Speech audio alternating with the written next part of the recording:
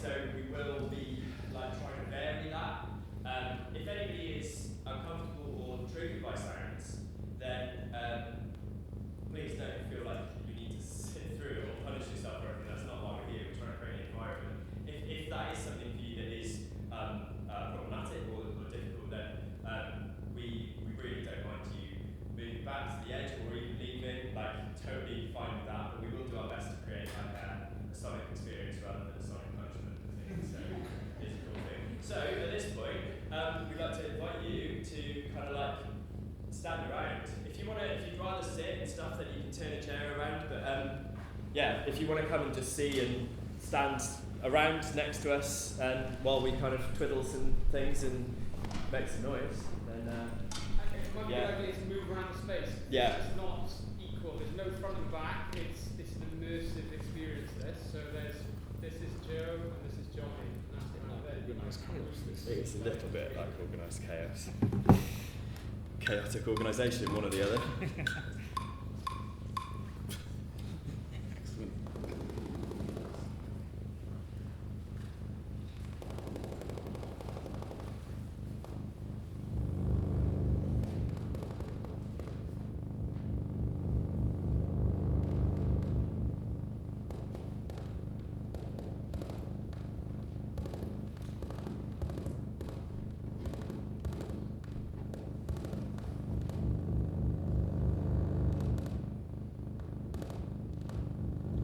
But yeah, I should have said we're going to play for about like 45 minutes, so if anybody's got anything better to do, then go for it.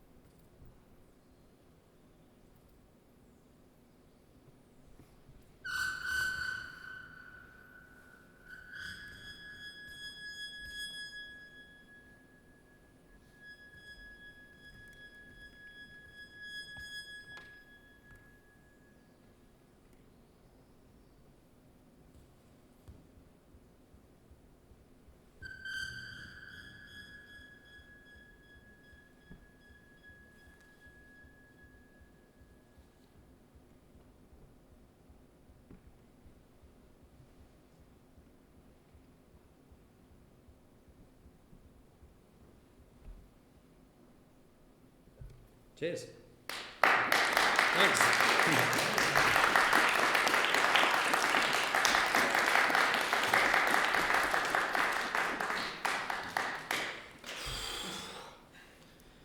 I thought I'd look up and there'd be an empty room there. Thanks very much for having us. Appreciate that a lot. Shelley, Dave, Steph, thanks very much. Oh yeah. I suppose, has anyone got any questions? I have. Yeah. Can I leave is an acceptable question. The answer is yeah. No, actually, it's really interesting, especially somebody just diagnosed being partially dead. Oh right. The Did the diagnosis come before? Different for me than it is for other people in the room, which I find quite interesting in itself. But also, I mean, that we're doing, as you probably know, these pictures, which are 4 minutes 33 seconds. What if we use that sound that you've just produced for the soundtrack for those? Is it copyrighted? Is it unique? Is it original? How do you go about? I suppose because we play sort of once a week at John's and we record it and we publish it online on YouTube, which is sort of like shouting into a canyon, which is great. There's something fun about putting something out there and like it has its own aesthetic and stuff. So yeah, I suppose like I hadn't really thought about the kind of copyright side of it, but yeah, I mean I suppose it's something we have made, whether we want to admit it or not. It is something we've made, so I suppose it plays into those kind of things. But I suppose within it you could probably hear that we were sampling things as well, and yeah, there's certainly like sampling, collaging, pastiching of work, borrowing, stealing, appropriation. We have lots of terms to kind of like delineate how you can use stuff in a way to make something new. So yeah, feel free, bootleg it.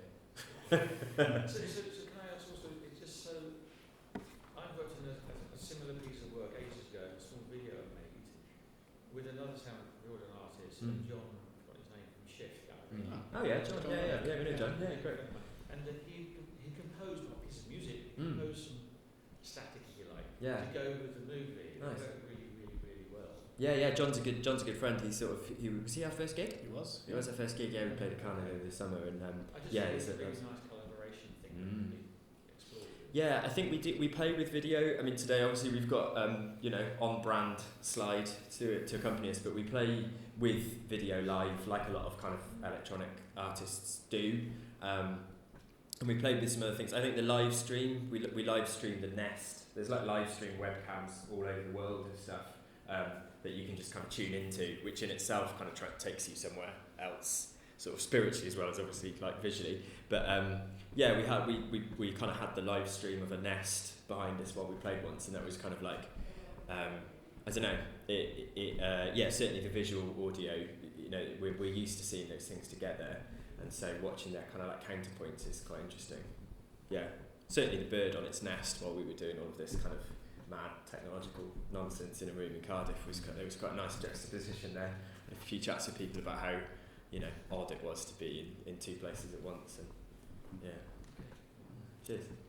Not really a question, just more of an observation. But this relationship between the tree structure and the rhizome that you initially set the scene for, I kept on going back to that in terms of my body being fixed like a tree, my body moving through the space like a rhizome. And for me, listening to that performance, there's definitely this kind of like oscillation that moves between the fixed and the constantly moving. I just wondered, so there is a question coming out. This question is rhizomatic as I speak, but the relationship that you two have across the table, there were moments where it became representational. There was a beat that started to become like a tree-like structure. At what point do you collaborate in the making of that beat? And at what point do you feel like you need to deconstruct it? Because there is that constant to and fro.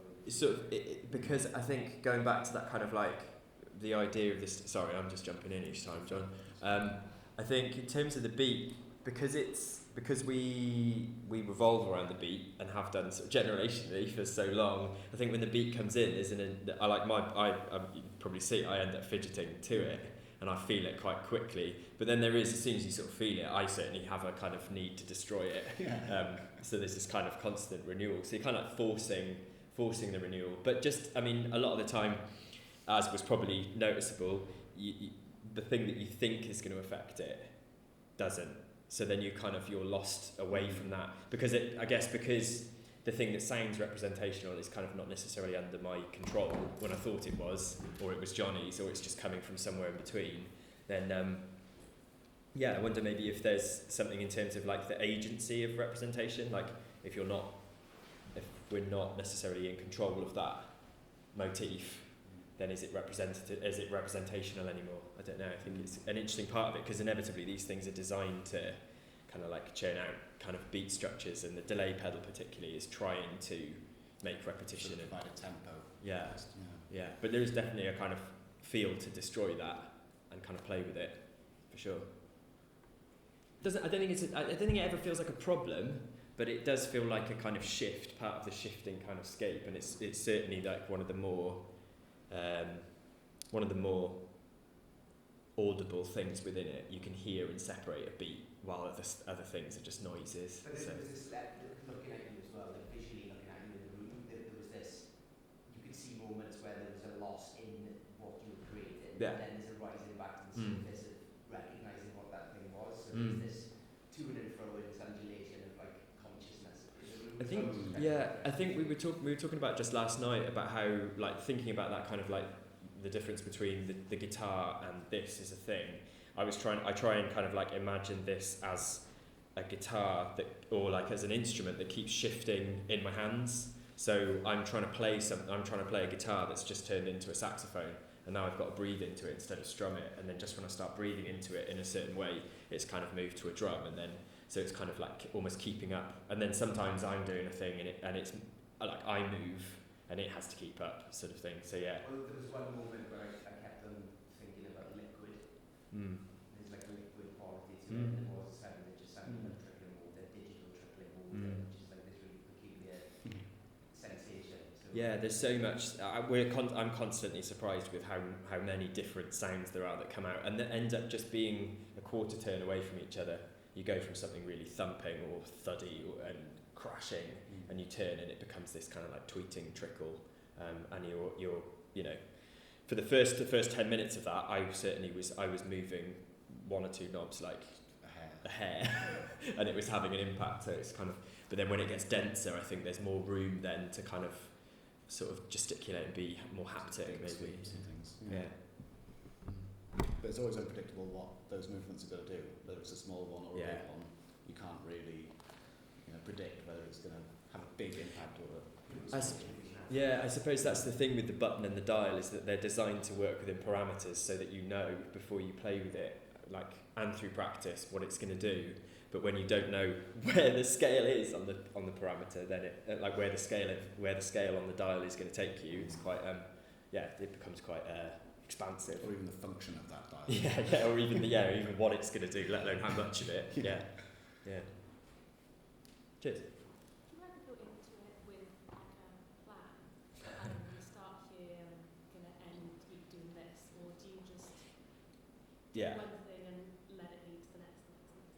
A little bit of both sometimes, I suppose. Yeah. We sort of can try and plan for like the dynamic of like start quiet, go loud, go quiet, or that type of thing. But even like at the end there, when we decided we were going to do that, I said, "Oh, should we wind it in?" kind of thing. We both went, "Yeah, we'll wind it in." And then we started turning things, and it got louder again briefly, and then we managed. So there's because of playing live and that structure of playing live, and we knew we had X many minutes. There is the tendency towards that kind of like build a set and plan a set. But inevitably, it kind of there's a sort of naivety as well to it, because in this setup we're only really feigning control. It's kind of like it's like when you go for a walk with a dog and it pulls you along, and it's just constantly pulling you, and your arm is kind of getting wrenched off, and all you can do is pull back, but you don't want to. There's a kind of this is definitely that kind of feeling. On a life of its own to try and take. Yeah, definitely. Yeah. There was like 2 or 3 points in that where I'd completely lost track of what I was contributing. The funny thing about having it really spatial today was I hadn't recognised how much of the time what I'm doing is in your, like, completely separate. Yeah. Like, the stuff I'm doing over here is going into that and through that and coming out of there, but I'm also getting it, like, from my side in a different way at the same time. I hadn't realised that was feeding through. This is amazing. We need to set this up in your kitchen. Dave, if you can just live in Johnny's kitchen, that would be amazing. Because we used to playing through one speaker, an amplifier, so we can pan our sound when we listen to it back through the recording, but when we're listening to it live in the kitchen, we don't get any of this. That was really different. Was it perceptible to you guys, like sounds different around them? Cool. I was just thinking, because you mentioned Simon Sullivan, his kind of theorised this idea around the sort of nesting principle. It strikes me as this very sort of kind of environment to think about that nesting, but also what you were saying about the idea of the event, and that the event can be a live event where we're sort of watching it here, and that's a very different event to listening. If we were listening to the sound in a formal arrangement, and just the idea that it has the ability to take on all of these different nuances, and whether there's one of those that is of more prior importance to you, or whether you really do sort of embody that idea that it's a nesting of one thing within another, so that it's always open to transformation and change. Yeah, I think. I think maybe listening back to it is one of the things I find it quite a strange process, listening to the recording back afterwards. I'll often put it on in the car and drive, which it's not as dangerous as it sounds, but I'll put it on in the car, and like listening to something back that you don't recognise you did, because when you were doing it, you're outside of the process now. It's become this like static representation. Listening back to it is like a completely different experience to making it. Is that better, worse, or is it just different? It's just different, and I think it does highlight how I really would like to, and obviously like the emancipated spectator is that kind of like, we've created the ultimate emancipated spectator here, where we're kind of in the middle of the room, and that idea about having the noise jam with everybody taking part, I think that if workshopping it and having enough mixes where everybody can kind of get the basics of playing with it, and then everybody playing with it, not some people playing and some people listening, that would be like my idea. I don't know how many inputs we've got, Dave. But so I mean, I think that I think would become potentially like that nesting. I think it would become a real struggle, and I think that could be quite interesting, because just with us two kind of going, should we make it louder? Should we make it more chaotic? There's just quite a simple back and forth. But if you had a crowd of people and coming out through full speakers and sort of split around the room, you could end up with real kind of tension and difference. Yeah. But that might have it come out more naturally if there's a lot. This might just sort of naturally follow. Like the murmuration. Yeah. You naturally kind of gravitate towards organising yourselves together and Split or, Yeah. rather than have separate. Yeah, of course. Just have some, each person just have. Having one input. So that you haven't got, because otherwise it's too much. You'd have somebody that would just turn the sound off and it'd be like. Yeah. Whereas if you had one of those boards taken apart, you know what I mean? One knob each. Yeah. I guess your observation is this idea that we're sort of looking in collaboration at this different dynamic between 2, 3, 4, 5, 6. What you're saying is obviously the dynamic between the two of you is going to be different again if you've got a third person, a fourth person. All of those again different kind of iterations of a thing that kind of evolves or changes according to. Yeah, it's interesting because the kind of contemporary band structure is still X many people, and when you go and see a band where there's like 12 people on the stage, it's kind of this. It's just immediately shifts how you look at them making music, and then you're more aware maybe of like hierarchies within a group. Whenever you've got a group, you're more aware of like who's the kind of leader of the band, if that makes sense. And so I think it would be interesting to have. Because there's no way sort of one of us. Well, I suppose one of us can take the lead in terms of just turning the other down or turning ourselves down and giving it over. But even then, I suppose because you're spatially aware of where it's coming from, you'd end up with silence apart one of the rooms. So your tendency is to not want to isolate yourself. So I think even if there was like 4, 5, 6, 7, 8, you would be encouraged by the spatial sound to. But even then, like, you know, a pocket of silence amongst, you know, all the other stuff that can provide an absolutely, difference. Right. Mine's kind of like a two-parter. Amazing. Just like us. Do you make like individual sounds using the instruments, or is it like an all-together sound?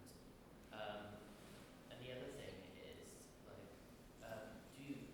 Because you say like you sort of plan this, but you know, like halfway through, do you ever even you get tempted to just like disrupt it, just like sabotage the other? Because what's like? I guess the edge of what's the difference between sabotage and collaboration? Like, what's the difference between those two things? It's kind of like a sabotage is a form of collaboration. It's just kind of maybe more of a power struggle or something. So yeah, absolutely. Like that attempt. I would say it's not so much a temptation, but it's just like it's another part of the instrument. Sabotage is a part of the instrument, just kind of like cutting you out and and then just seeing what's going on over here, or just handing it over to you and shining the spotlight on the other side is kind of fun. You do it. What was the first part of your question? Sorry. What was the first part? That was the first part. Oh, right, cool. About like if you both make individual sounds using the instruments, or if it was like an all-together sound that goes on. It still confuses me whether it's like when it's singular and when it's both, because there are times when I think I'm doing something that's coming out of my side, but then actually I'm aware that it's like also being fed through what Johnny's got going over there, and it sounds different, but I can still tell it's there. Because we've each got control of the feed coming in from each other. There's a sort of attempt at mixing each other in and out, but it's not just as linear as volume. It also then impacts the whole oscillation inside. So turning the volume down affects the whole scape, not just the volume of both sides. So yeah, I think it's almost equally both. There was also there was like voices going on. Was that like sampled from?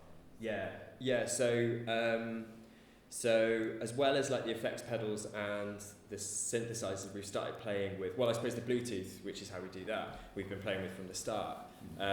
So we have a Bluetooth receiver, like it's just I have one in my car, that's how I knew about them. Yeah, one of them.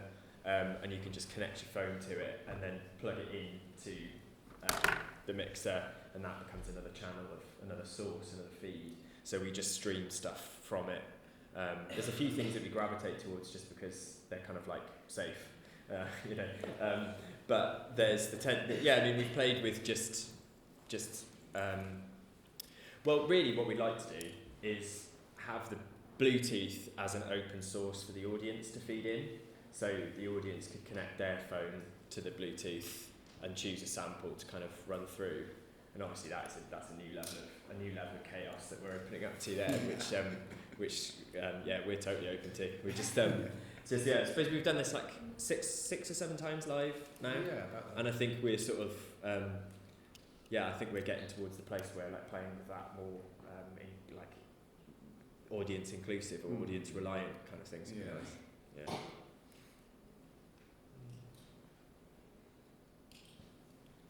Any other questions?